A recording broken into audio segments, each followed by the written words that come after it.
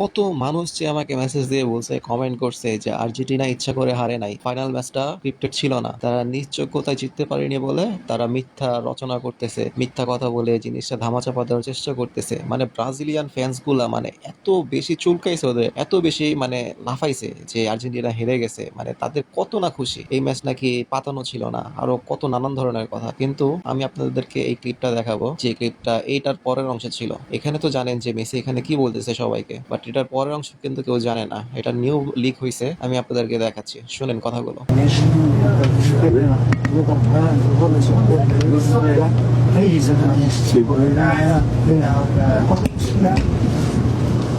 Literally এখানে Messi সবাইকে উদ্দেশ্য করে বলতেছে যে আমাদের দুটো ইনজুরি দরকার, দুটো ইনজুরি হওয়া লাগবে, আজকের ম্যাচটা কোনোভাবে জেতা যাবে না, একদমই না। And guess what happen next, this and this. মানে মেসি দুইটা ইনজুরির কথা এখানে উল্লেখ করছে, আর দুজন ইনজুরি হয়েছে, কি তারা?